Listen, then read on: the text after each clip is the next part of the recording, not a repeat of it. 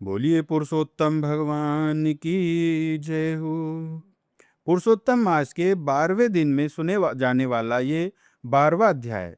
इस कथा को सुनने से जिस व्यक्ति के सर के ऊपर कर्जा बढ़ गया हो, जिसका धन लेकर किसी ने स्वयं रख लिया हो और वो धन वापस नहीं दे रहा हो, तो इस कथा को सुनने से खोया हुआ धन भी मिल जाता है। घर से गई हुई लक्ष्मी भी वापस लौटकर आ जाती है। अर्थात किसी को आपने कर्जा पैसे पर दे दिया हो, वो पैसा आपका खा गया हो, वो पैसा भी वापस लौट आता है। इस कथा की इतनी बड़ी महिमा है, तो चलिए इस कथा में प्रवेश करें। इस कथा को सुनने से पहले आपको एक लाल आसन पर बैठकर एक गौ माता के घी का दीपक जलाकर हाथ में तुलसी का पत्ता लेकर 3 बार ओम विष्णु, ओम विष्णु, ओम विष्णु। और आज भगवान का प्रिय भोग है मालपुए का। मालपुए का भोग बहुत प्रिय है भगवान को, तो भगवान को उसमें तुलसी का पत्ता विराजमान करें और कथा को आरंभ करें। 3 बार ओम विष्णु, ओम विष्णु, ओम विष्णु बोल लें। 3 बार आप विष्णु भगवान का नाम बोलेंगे, अपना गोत्र बोलेंगे, अपनी मनोकामना उस तुलसी के पत्ते को सुना दें। ऐसा करने से आपको कथा का पूरा फल प्राप्त होता है। और यहाँ पर 12वां अध्याय की कथा प्रारंभ होती है कि जब यहाँ पर भगवान श्री कृष्ण बता रहे हैं पांडवों को और नारद जी को बता रहे हैं भगवान नारायण, और सूत जी भगवान इस कथा को सोनक आदि तपस्वी ऋषियों को बता रहे हैं कि इस प्रकार शंकर भगवान उस मेघावी ऋषि की पुत्री को आशीर्वाद देकर अंतर्ध्यान हो गए। फिर वो बाला कांतहीन होकर वो कन्या श्वास लेती हुई भयंकर आंखों में आंसू बहाती हुई पूरे जंगल में भटकने लगी। काल प्रारब्ध हुआ और वो मेघावी ऋषि की पुत्री ने जंगल की अग्नि की ज्वालाओं में अपने शरीर को त्याग दिया।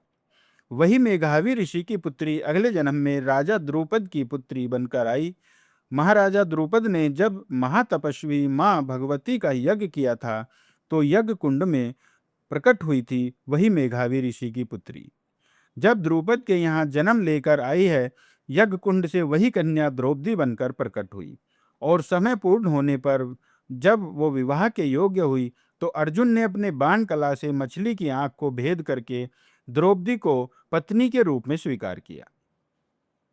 लेकिन इस द्रौपदी ने पूर्व जन्म में पुरुषोत्तम मास का अनादर किया था, अपमान किया था। भगवान श्री कृष्ण कहते हैं, हे पांडवों, वही पुरुषोत्तम मास के अनादर निरादर करने के कारण वजह से द्रौपदी के जीवन में ऐसा संकट आया कि दुष्ट दुशासन ने उसको केसों को बालों को पकड़ कर घसीटा, उसकी अस्मिता को, उसकी इज्जत को भरी सभा में नीलाम करने का प्रयास किया। लेकिन उस समय द्रौपदी ने एक महान कार्य किया, मुझ पुरुषोत्तम भगवान का स्मरण किया। हे पुरुषोत्तम भगवान, हे पुरुषोत्तम श्री कृष्ण, हे पुरुषोत्तम भगवान श्री कृष्ण द्वारिका वासिन कृष्ण गोपी जनप्रिय कौर परिभता माम जाना सी केशवा। इसने हाथ ऊपर करके जैसे पुरुषोत्तम श्री कृष्ण को पुकारा, उसी समय वस्त्र अवतार लेकर मैं प्रकट हुआ। 1 इंच साड़ी भी दुष्ट दुशासन द्रौपदी के शरीर से अलग नहीं कर सका, नगन नहीं कर सका, और अंत में पछाड़ खाकर धरती पर गिर गया, हार गया। इसीलिए इस द्रौपदी के जीवन में जो दुख संकट आए, तुम्हें वनवास में जाना पड़ा, तो उसका कारण है द्रौपदी का पूर्व जन्म में पुरुषोत्तम मास का निरादर करना, पुरुषोत्तम मास का अपमान करना। इसलिए हे पांडवों, यदि आप अपने दुखों को मिटाना चाहते हो, इस जंगल में दर दर की ठोकर खा रहे हो, भोजन के लिए कुछ नहीं मिलता, तुम पांचों पांडव द्रौपदी के साथ में कितना भयंकर दुख कष्ट उठा रहे हो, उस कष्ट को मिटाने का उपाय तो केवल पुरुषोत्तम मास में व्रत करके पुरुषोत्तम की कथा को श्रद्धा के साथ आप सुनोगे, दीपदान करोगे, तो तुम्हारे जीवन का ये संकट सदा के लिए मिट जाएगा और तुम्हें निष्कंटक राज्य की प्राप्ति हो जाएगी। इस प्रकार भगवान श्री कृष्ण उनको ये महान गुप्त ज्ञान देकर द्वारिकापुरी के लिए प्रस्थान कर जाते हैं। और जैसे ही पुरुषोत्तम मास आया, पांचों पांडवों ने मिलकर, द्रौपदी ने मिलकर बड़ी निष्ठा के साथ में धरती पर शयन किया, ब्रह्मचर्य का पालन किया, तापसी आदि चीजों का त्याग तामसी आदि चीजों का त्याग कर केवल पुरुषोत्तम भगवान श्री कृष्ण का नाम स्मरण किया।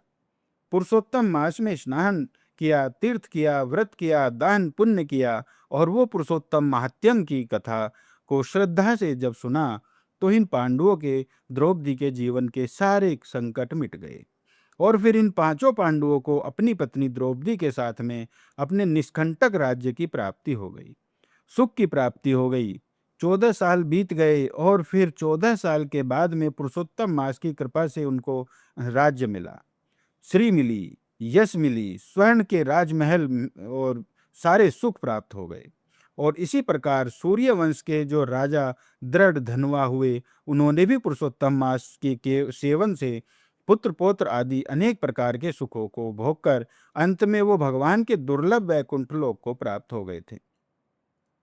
यहीं पर आकर पुरुषोत्तम महात्म्य का ये 12वां अध्याय पूर्ण हो जाता है और कथा में हमें बताती है द्रौपदी ने पूर्व जन्म में मेघावी ऋषि की जब कन्या थी तो भगवान शिव से वरदान मांगा था, तो उन्होंने पुरुषोत्तम मास का अनादर किया था, इसलिए 5 पतियों की पत्नी बनकर 14 वर्ष जंगल में कष्ट भोगना पड़ा।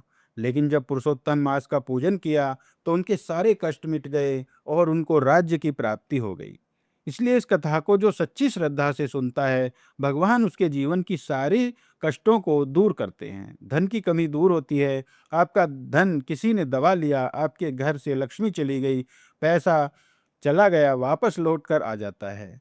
उसके बाद में पुरुषोत्तम भगवान की जय, पुरुषोत्तम भगवान की जय कहकर तुलसी का पत्ता लड्डू गोपाल जी के चरणों में चढ़ाएं, घंटी बजाकर भोग लगाएं, 4 परिक्रमा करें, आरती करें और उसके बाद आसन के नीचे जल डालकर शक्राय नमः कहकर जल मस्तक से लगाएं। और आप यदि गर्भवती हैं और आपके गर्भ में यदि आपकी संतति संतान है और आप चाहती हो आपका बच्चा स्वस्थ बुद्धिमान पैदा हो, देखिए अभिमन्यु जब उत्तरा के गर्भ में थे तो माँ के गर्भ में ही वो चक्र भेदन की क्रिया सीख गए थे, क्योंकि माँ गर्भावस्था में जब हो तो उस समय जो सुनती है, जो करती है, जो जप तप करती है, पुरुषोत्तम मास को लॉटरी लगाने वाला है।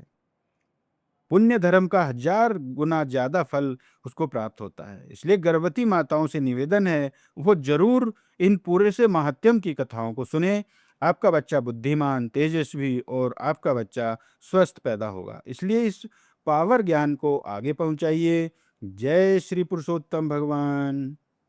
तो ऐसे ही ज्ञानवर्धक वीडियो देखने के लिए आप बने रहिए अपने YouTube चैनल हरिनाम धारा पर। चैनल को सब्सक्राइब कीजिए, लाइक कीजिए, कमेंट कीजिए और बेल आइकन को जरूर दबाइए। कमेंट में जरूर लिखिए जय श्री पुरुषोत्तम। तो मिलते हैं नई वीडियो में नई जानकारी के साथ। तब तक के लिए जय श्री लक्ष्मी नारायण, जय सिया राम, जय श्री कृष्णा, राधे राधे।